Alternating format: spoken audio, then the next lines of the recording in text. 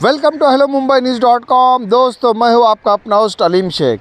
Hello Mumbai news dot com की international women's day series में आपका स्वागत है। जैसे कि दोस्तों, हमने आपसे वादा किया कि इंटरनेशनल वुमेंस डे के दिन हम मुंबई पुलिस की उन आला अधिकारियों से आपको रूबरू करवाएंगे जिन्होंने अपने कार्यकाल में, अपने प्रोफेशनल जर्नी में कहीं ना कहीं एक ऐसे कारनामे अंजाम दिए हैं। ऐसी स्टोरीज़ उनके पास है जो ज़रूर आपको इंस्पायर करेंगी। तो दोस्तों, आपका वक्त ज़ाया ना करते हुए मुंबई पुलिस के एक आला अधिकारी समय हमारे साथ मौजूद है। इंटरनेशनल वुमेंस डे की सीरीज़ में हम शुरुआत करने जा रहे हैं जो किसी तारुफ की मोहताज नहीं है। जी हाँ, जो कि वरिष्ठ है, इनकी अपनी एक अलग पहचान है मुंबई पुलिस में।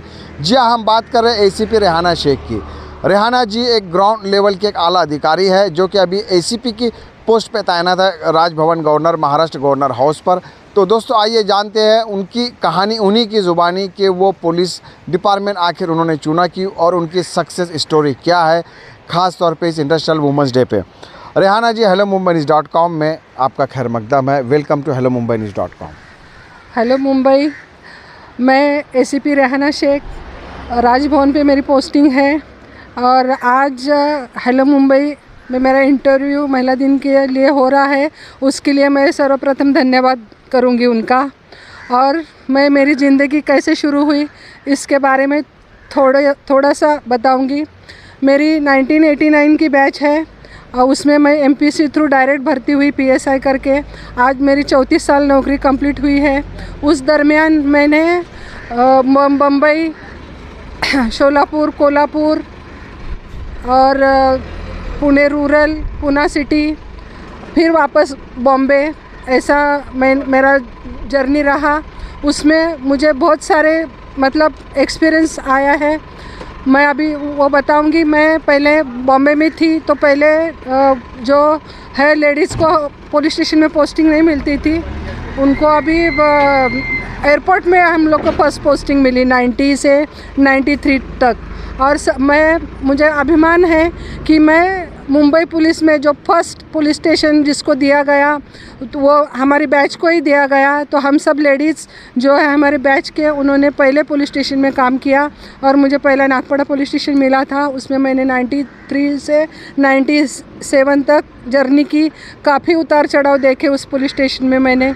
उसके बाद मेरा वापस एयरपोर्ट पे टेन्योर हुआ, ख़त्म होने के बाद में तबादला हुआ। वहाँ थोड़े दिन करने के बाद में मैं सांगली, कोल्हापुर और उधर की हूँ। तो मुझे ऐसा लगता था कि मुझे उधर जाना चाहिए। तो मैं बार बार DG ऑफिस में एप्लीकेशन करती थी। तो मेरा कोल्हापुर सांगली नहीं होते हुए शोलापुर में मेरा ट्रांसफ़र हुआ। शोलापुर में भी मैंने अच्छी तरह से काम किया।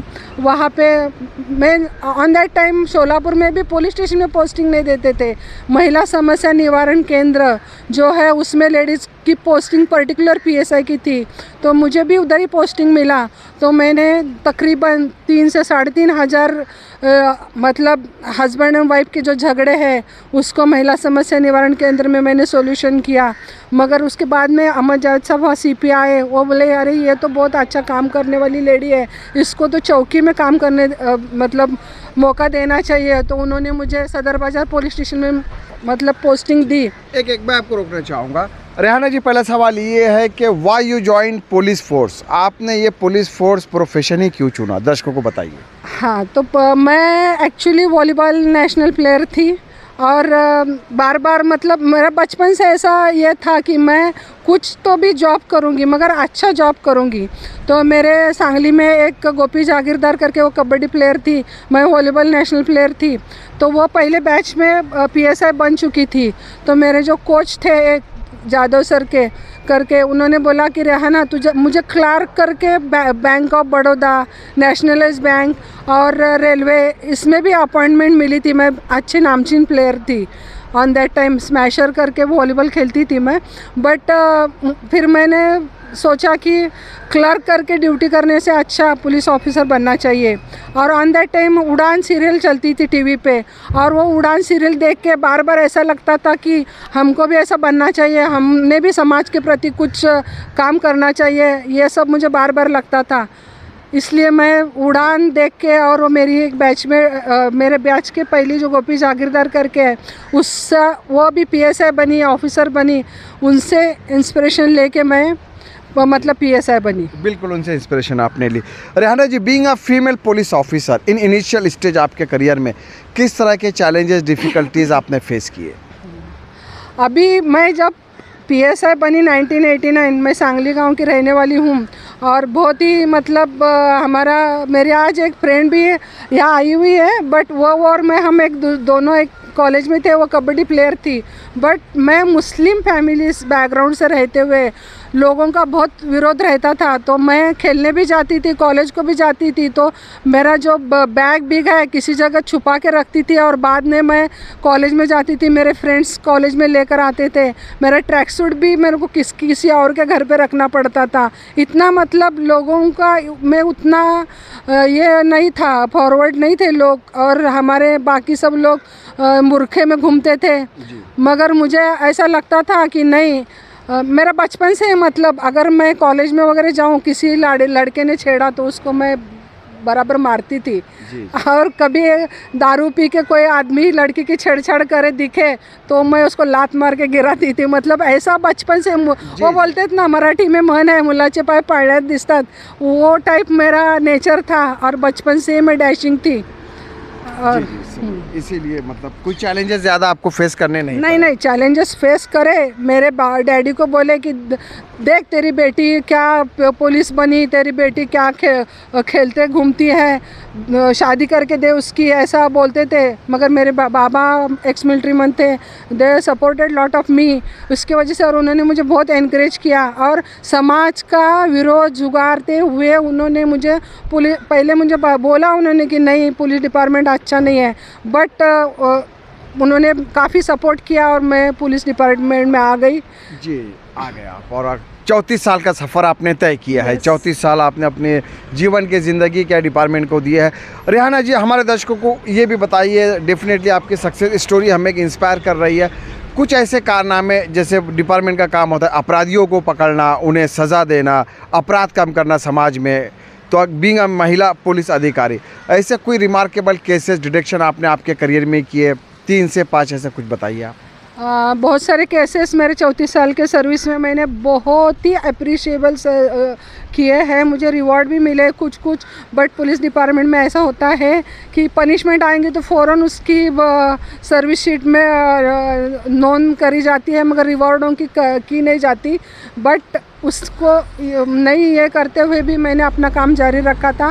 पहला मुझे जब बहुत सारे मतलब मैं PSI थी, जब भी मुझे ऐसा डिटेक्शन करने का मुझे पहले से ही शौक़ था, और मेरी नज़र ऐसी है मेरे सामने किधर पिन भी गिरी तो मैं वो फ़ौरन ढूंढ के निकालूं। उसी तरह मैं डिटेक्शन करने के लिए भी मैं बहुत तो मतलब ऐसा मेरा ये है जज्बा है कि वही कन्विक्ट हुए हैं आरोपी। हाँ, कन्विक्ट हुए हैं। मैंने बंड गार्डन पुलिस स्टेशन में सीनियर PI थी मैं। एक फॉरेन की मुस्लिम ही लड़की थी, वो पूना में आई थी कुछ दिन ही पहले, और वो एक अननोन जगह से जा रही थी किसी अपने दोस्त को मिलने के लिए। तो रात को 12 बजे के बाद में उसको पूना की कोई रास्ता मालूम नहीं था, कुछ भी नहीं था। उसको वो अननोन पर्सन ने, आपको मैं बताती हूँ, आपको जहाँ जाना है वहाँ लेके चलता हूँ करके, उधर लेके नहीं जाते हुए उसने उसको खड़की जैसे अंदर उधर जो झाड़ी की लोकेलिटी अंदर लेकर गया और उसको रेप किया उसका। तो वो फ़ौरन सुबह में, मेरी नाइट ड्यूटी थी, सुबह में मेरे पुलिस स्टेशन में वो लेडी आई तो उसको उसकी कहानी पूरी सुनी मैं, और पूरा मेरे गाड़ी में बिठा के उसको पूरा रूट दिखाने को लगाई मैं। तो वो खड़की पुलिस स्टेशन के बराबर पीछे ही था, वहाँ वो गई तो उसका किसी ने ये नहीं लिया था, बट मैंने उसका पूरा खुद हाथ से FIR लिखा, और मैंने 5 घंटे के अंदर उसका जो रेपिस्ट है उसको मैंने अंदर किया। रेपिस्ट को, बलात्कारी को। मुंबई में कुछ अच्छे कन्विक्शन या मुंबई में कुछ ऐसे केसेस? मुंबई में तो मैंने अभी ट्रॉम्बे पुलिस स्टेशन में नहीं, मैं उसके पहले पूना रूरल में थी, तो नांगरे पाटिल साहब की जो रेव पार्टी थी उसमें मैं अकेली लेडी इंस्पेक्टर थी। तो जितने 150-200 जो एक्यूज थे उनका सबका मेडिकल रिपोर्ट मैंने अकेली ने ससून में जाके किया। ऑन दैट टाइम मेरा बच्चा 2nd 6 महीने का था और मेरे हस्बैंड जेल में उसको लेके बैठे थे और मैंने पूरा उनको हैंडल किया। और उसी दरम्यान एक ऐसी केस हुई थी, मैं पूना रूरल में रहते हुए एक अपना हवलदार था, उसकी लड़की को एक अदर कास्ट के लड़के ने भगा के लेकर गया था। 6 महीने से वो लड़की मिलती नहीं थी, बट मुझे बोला गया कि फिर वो आईजी को सुप्रीम कोर्ट ने हाजिर रहने का आदेश दिया। तो कुछ समझ में नहीं आ रहा था, तो एसपी को ये लोग मिलने आ गए कि लड़की नहीं मिल रही है। और फिर उसके लड़के के घर के लोगों को वहाँ पे बुलाया गया, तो वो कुछ बोलने के लिए तैयार नहीं, कुछ भी नहीं। तो फिर मेरे जो क्राइम के पीआई थे उन्होंने मुझे बोला, शेख मैडम ये लोग हैं ना बहुत आगाव है और ये बिल्कुल डस के मस्त नहीं होते, मगर आप उनको लेडी कांस्टेबल उनके इस तैनात के लिए रखना ये है, वो भाग जाएंगे या कुछ तो करेंगे, मगर आप डैशिंग पीएसआई है, आप ही बैठो इधर। मैं बैठी उधर, ऑन दैट टाइम मैं क्राइम को थी तो सिविल ड्रेस पे थी, तो बैठे बैठे मैंने उनको ऐसा उनसे कुछ क्वेश्चन करते करते फिर उन्होंने बातें करते करते मैंने उनको मतलब पूछा कि क्या कैसा। तो मैंने भी उनको बोला कि मुझे भी आपके जैसा इधर पकड़ के लेकर आए हुए, मेरा भी ऐसा मसला है। तो उन्होंने पहले नहीं कुछ बोले, और बोलते बोलते उनकी बातचीत ये चालू थी कि वो इधर है उधर है। तो उनको लगा मुझे मराठी समझता नहीं, तो मैं तो हिंदी में बात कर रही थी, तो मराठी में जो बात कर रहे थे मैंने सब सुनी और फ़ौरन नांगरेपल्ली साहब को बताया कि सर ऐसा ऐसा लड़की ये जगह है। साहब ने फ़ौरन हमको इनोवा गाड़ी दी और बोले वो जाके लेकर, और वो जो स्पॉट बोले थे वहाँ जाके हम लोग ने फ़ौरन लड़की लेकर आए। जी जी बिल्कुल बिल्कुल। तो और नहीं, और मैं कोल्हापुर में भी मैं राजवाड़ा पुलिस स्टेशन में ड्यूटी कर चुकी हूँ। वहाँ पे एक लेडी रहती थी, उसका हस्बैंड बाहर सर्विस को जाता था, उसके बाजू में एक बंगलो था, वो बंगलो में 4 भाई रहते थे और ये बच्ची के साथ अपने घर पे रहती थी। बट वो जो आदमी है एक उसमें का भाई, उसकी बुरी नज़र वो औरत पर थी, तो वो गया उसके पास और उसको वो बोला कि तू मेरे साथ चल, भाग के मेरे साथ शादी कर, ये वो मैं तुझे प्यार करता हूँ। उसने नहीं करके बोला, तो कुछ उसने क्या किया, सीधा लड़की को लिया उसके पास से और लड़की को लेके जाके कोकन रत्नागिरी साइड में समंदर में फेंक के लड़की को मार दिया। वो डिटेक्शन हो रहा नहीं था और डिटेक्शन ऑफिसर अलग था, और ऑन दैट टाइम कामटे साहब हमारे एसपी थे और सब ये 4-5 दिन से ऑफेंस रजिस्टर नहीं हो रहा, क्या हुआ कुछ नहीं हुआ। ये स्टोरी उसको समझ में नहीं आ रही थी कि किसके लिए इसने किया होगा ये, क्योंकि वो औरत के आंख पे जो मतलब ऑर्नामेंट्स थे वो वैसे ही थे, वो निकाल के लेकर गया था। सिर्फ लड़की ही क्यों लेकर गया, उसका क्या पर्पज़ है, क्या ये कुछ किसके समझ में नहीं आ रहा था। फिर मैंने क्या कि वो हॉस्पिटल में उसको थोड़ा खिंचा में और मारामारी थोड़ी हुई थी, तो उसमें वो बेहोश हो गई थी। तो बेहोश हालत में उसको वहाँ के कोल्हापुर के हॉस्पिटल में एडमिट किया था। रमज़ान का महीना था, मैं भी उसके बाजू में जाके पेशेंट करके एडमिट हो गई, और जैसा जैसा होश आया तो उसको मैं ऐसा ही, वो मेरे से आहिस्ता आहिस्ता नॉर्मल मैं बात करने लगी, और मैं बोली मैं भी अब पेशेंट हूँ, पेट में दर्द हो रहा है करके एडमिट हुई हूँ। तो वो फिर आजू बाजू को कोई पुलिस आया तो वो कुछ बोलती नहीं थी, कुछ भी नहीं, मगर मैंने आहिस्ता आहिस्ता उसको पूछा, काय तुमचं काय झालं वहिनी, कसं काय तुम्ही कसं काय आला इथं, तो मला काय माहीत नाही करके उसने बोली। फिर एक दिन उसने पूरा कुछ नहीं बोली, फिर दूसरे दिन से मैं तो भी उधर ही मैं उसके साथ में खाने की पीने की, उसके साथ में उधर सोने की, और मेरे को कोई ऐसा मिलने को कांस्टेबल आया तो सिविल ड्रेस में मेरा भाई आए करके बोलती थी। डिटेक्शन हो गया था तो उसको बात करते करते मैंने, क्योंकि वो शादीशुदा थी, वो डरती थी कि क्या हुआ ये बोलने के लिए, उसकी शादी भी बचानी थी उसको, और उसकी बच्ची कहाँ है वो भी उसको मालूम नहीं था। फिर आहिस्ता आहिस्ता बात करते करते उसने मुझे बोला कि मेरे बाजू में ही ऐसा 4 भाई रहते हैं, और उसमें का एक भाई मुझे ऐसा ऐसा मेरे पास आया था और उसने ऐसा ऐसा किया। फिर फ़ौरन मैंने सब पूरा वो सिस्टमेटिकली उसके पास से सब पूछ के मैंने जाके एसपी साहब को बताया। फ़ौरन एक टीम कोंकण में रवाना हो गई, और पूरे समंदर में खाड़ी में बच्ची का फ्रॉक मिला। बाद में 2-3 दिन के बाद में इतने इसमें क्या बोलते हैं उसको, मट्टी में पानी में जाके ना बॉडी एक अटकी हुई थी पत्थर में, वहाँ से निकाल के उन्होंने लेकर आया। जी जी, तो बिल्कुल देखिए रेहाना जी, ज़रूर आपने जो आपके रिमार्केबल वर्क बताए हैं, जो केस डिटेक्ट किया है, तो ज़रूर हमारे ऑडियंस 5,000 रुपये रिवॉर्ड दिया गया है। अच्छा, 5,000 का रिवार्ड भी दिया गया है। जी रेहाना जी, जाते जाते इंटरनेशनल वुमेंस डे जो मनाया जाता है 8 मार्च को, इस पर आपका मैसेज क्या है महिलाओं को, ख़ास तौर पे बीइंग अ पुलिस ऑफिसर आपकी तरफ से? मैं सब महिलाओं को ये कहूँगी और पुलिस डिपार्टमेंट की भी महिलाओं को ये कहूँगी कि हर दिन ही महिला वुमेंस डे है, क्योंकि वुमेंस से ही दुनिया चालू हो गई, तो अलग से वुमेंस डे बनाने की कोई ज़रूरत नहीं। हर डे वुमेंस डे है, हर चीज़ वुमेन से होती है, घर का काम वुमेन से होता है, और आजकल ऑफिस का काम ही वुमेन से होता है। जो आदमी जॉब करता है वो घर का काम नहीं करता, मगर औरत हर चीज़ घर पे भी करती है, बच्चों को भी संभालती है, और बाहर का भी सब अच्छी तरह से आजकल सब जगह हैंडल किया। इंदिरा गांधी से लेकर मीरा बोरवनकर और ये सब लोग जो है, बहुत सारे IPS ऑफिसर है, हमारे DG मैडम रश्मि शुक्ला जी हैं, इन लोग ने सब लोगों ने बहुत अच्छी तरह से अपनी जिम्मेदारी संभाली है। तो हर डे उनके लिए वुमेंस डे है, और मैं सबको बोलूँगी कि सब लोगों ने पुलिस डिपार्टमेंट में आना चाहिए, क्योंकि मुझे ऐसा लगता है कि पुलिस डिपार्टमेंट में जो लोग आने से हिचकिचाते हैं, उन्होंने हिचकिचाना नहीं चाहिए। ज़्यादा से ज़्यादा तादाद में पुलिस डिपार्टमेंट में लड़कियों ने आना चाहिए, क्योंकि हमारा यूनिफॉर्म ही हमारा सुरक्षा कवच है, और हमारे सामने किसी की नज़र नहीं उठती, और अगर क्रिमिनल रहेगा तो भी वो जल्दी से जल्दी लेडीज़ के सामने कबूल करता है।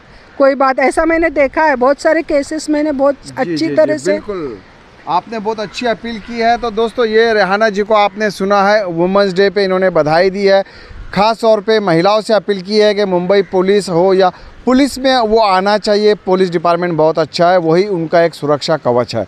तो दोस्तों, रेहाना जी की सक्सेस स्टोरी खुद आपने उनकी ज़ुबानी सुनी।